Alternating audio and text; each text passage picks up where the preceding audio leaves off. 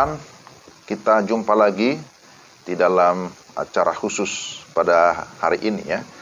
Saya mau menanggapi satu video ya, atau satu berita yang tadi pagi sempat saya tonton, berita Kompas, tentang maraknya prostitusi dan juga eksploitasi anak di medsos atau media sosial.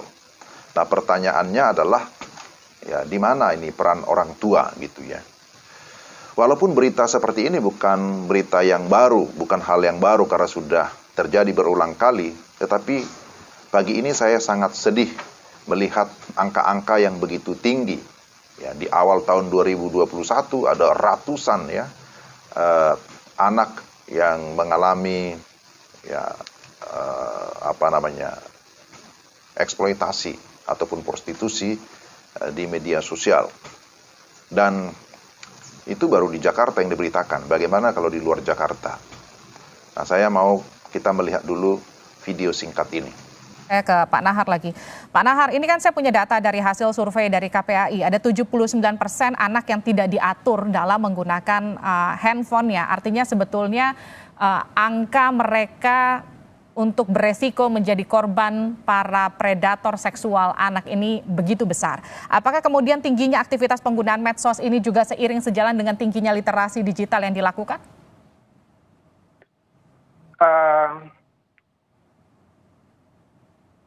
Hubungan literasi dengan kasus-kasus ya, bisa jadi iya.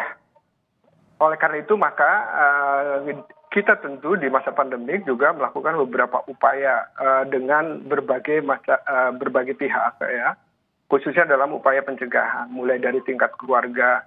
Di era digital ini tentu tantangan terberat pada orang tua yang tentunya perlu penguatan kapasitas pengasuhan digital agar orang tua berperan aktif dalam pengasuhan melalui pendampingan di saat anak mengakses internet di rumah. Kementerian lembaga juga bersama-sama sesuai dengan kewenangannya masing-masing juga melakukan upaya-upaya. Misalnya Kominfo sudah memasukkan literasi digital masyarakat sebagai salah satu sasaran dalam peta jalan literasi digital 5 tahun ke depan. Kementerian Pemberdayaan Perempuan Perlindungan Anak juga berkontribusi melalui sosialisasi internet aman bagi anak pada kelompok sasaran anak maupun dewasa. Termasuk kelompok dewasa yang mendapatkan sosialisasi ini juga dipersiapkan sebagai agen perubahan di masyarakat. Dalam hal ini kami mendorong PATBM untuk melakukan upaya-upaya, termasuk aktivitas PKK, aktivitas kemasyarakatan lainnya, Kemdikbud juga mendorong literasi digital dalam kurikulumnya, lalu kemudian lembaga-lembaga masyarakat dan dunia usaha juga kita dorong dan mereka bersama-sama untuk melakukan upaya-upaya agar peduli melakukan edukasi, meningkatkan literasi digital di masyarakat. Hasilnya kita harapkan lebih banyak orang yang peduli untuk segera melaporkan ketika terjadi kasus-kasus seperti ini. Oke, pelindung pertama tentu orang tua, tapi bagaimana juga peran kementerian dan juga lembaga, sejauh mana sih sebetulnya datanya Pak Nahar, seberapa banyak sih media sosial atau akun-akun yang sudah diblok begitu, aksesnya ditutup begitu untuk melindungi anak-anak kita dari para predator ini? Datanya tentu harus dicek lagi di Kominfo karena ada dua yang sering kami kerjasamakan terkait dengan memastikan bahwa platform-platform atau hal-hal yang dapat mengancam anak itu melalui dunia maya, tentu ada dua yang kami selalu laporkan, yaitu pihak kepolisian dan Kominfo. Oleh karena itu maka hal-hal yang sudah masuk ranah hukum, biasanya kami laporkan ke pihak kepolisian dan Kominfo. Dan kita berharap itu bisa dilakukan untuk mencegah hal-hal buruk terhadap anak. Oh, tentu itu harus dilakukan untuk mencegah hal-hal buruk, karena bagaimanapun ketika benteng pertama dari orang tua itu terlepas, tentu kita harapkan pemerintah juga melakukan benteng yang sama untuk melindungi anak-anak supaya tidak menjadi korban dari para predator seksual. Terima kasih Pak Nahar, terima kasih juga Pak Yusri telah bergabung bersama kami di Sapa Indonesia Malam. Oke, kita sudah melihat videonya. Saya tertarik mereview berita ini secara singkat. Bukan saja karena saya memiliki anak yang masih kecil ya. Tetapi memang ini tentu tidak terlepas dari peran orang tua. Saya sebagai orang tua, tapi sekaligus juga sebagai hamba Tuhan. Apa yang harus saya lakukan sebagai orang tua? Apa yang saudara harus lakukan? Kita memang perlu mengevaluasi diri ya.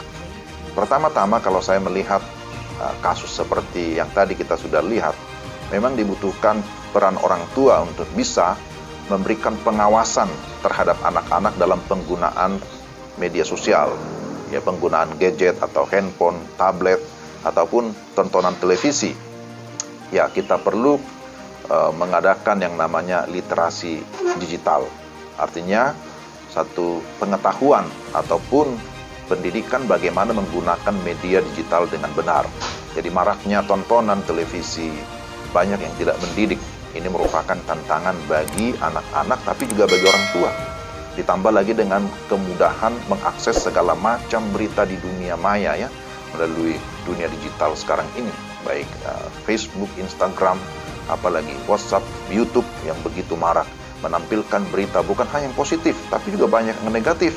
Ya, jadi anak-anak itu kan memang lebih canggih sebenarnya menggunakan media elektronik ini. Ya, tetapi tidak bisa disangkali bahwa konten-konten yang muncul bisa secara instan muncul yang sebenarnya belum untuk konsumsi anak-anak. Tapi konten-konten untuk orang dewasa dan mereka tanpa sengaja akhirnya bisa melihat itu, tetapi kemudian akhirnya tertarik karena media yang namanya gambar itu menarik perhatian anak-anak. Jadi ini yang harus mendapatkan pengawasan dari kita ya, dari saya sebagai orang tua. Ini menjadi kewajiban bagi kita orang tua untuk memberikan literasi, memberikan pengajaran, memberikan pengawasan kepada anak-anak sehingga mereka tidak terjebak dalam berita-berita yang tidak membangun, yang tidak bersifat edukatif. Jadi jangan lupa bahwa mereka ini adalah generasi yang akan memimpin keluarga, akan memimpin masyarakat, memimpin bangsa dan negara beberapa tahun ke depan. Jadi bagaimana kalau mereka sekarang sudah dicemari atau terkontaminasi dengan berita-berita yang negatif? Nah ini harus menjadi perhatian kita sebagai orang tua. Tapi yang kedua, saya kira tidak kalah pentingnya bahwa mereka harus dituntun pada ajaran atau norma-norma nilai-nilai kebenaran. Ya, kalau saya sebagai orang Kristen, tentu saya memperkenalkan iman Kristen melalui Bible, melalui Alkitab. Mungkin kalau saudara yang bukan non-Kristen, tentu punya nilai-nilai agama, ajaran yang benar yang bisa disampaikan untuk membentengi anak-anak dari segala pergaulan yang merusak, dari segala tontonan yang merusak, dari aksi-aksi yang tidak sesuai dengan apa yang merupakan nilai iman Kristen.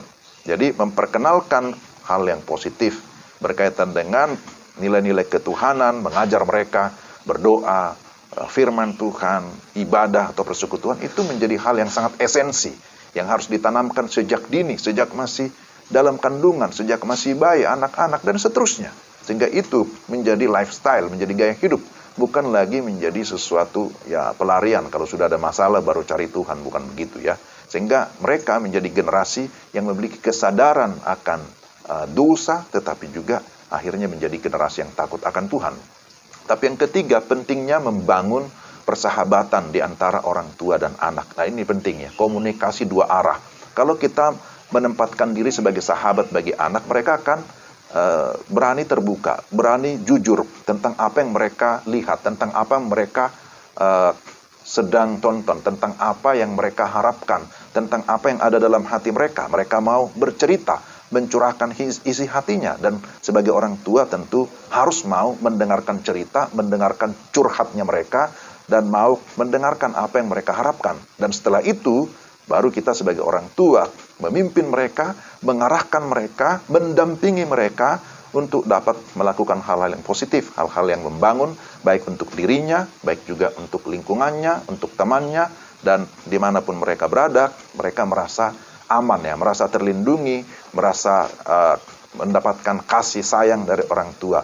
Jadi kita tidak serta-merta kalau mereka melakukan kesalahan, kita menghakimi mereka, kita menghajar mereka, kita mulai merendahkan mereka dan menganggap mereka begini, begitu, dan seterusnya. Tapi tugas kita adalah bagaimana mendampingi mereka, menuntun mereka, mengarahkan mereka sehingga mereka dapat menyadari bahwa kehidupan mereka sangat berguna, ya sangat dihargai di tengah keluarga, di tengah masyarakat atau dimanapun mereka berada. Nah, inilah sebenarnya peran kita. Ya, selain daripada tentu kita mengharapkan bagaimana pemerintah melalui Kominfo ya memblokir situs-situs yang tidak berkenan, yang bertentangan dengan nilai-nilai keagamaan, yang tidak membangun kehidupan anak-anak. Itu tentunya juga menjadi perhatian pemerintah. Tetapi kita tidak bisa berharap banyak ya. Ya, maka dimulai dari kita sebagai orang tua bagaimana berperan untuk menolong anak-anak kita supaya mereka menjadi pribadi yang sungguh-sungguh memang bisa memanfaatkan teknologi, memanfaatkan alat-alat elektronik untuk hal yang membangun, untuk pendidikan mereka, untuk moral, untuk kerohanian mereka, dan untuk mengikuti segala perkembangan yang ada. Kiranya video ini bisa bermanfaat bagi para mendengar sekalian, bagi para orang tua. Ya, sampai jumpa di pembahasan-pembahasan yang selanjutnya. Shalom.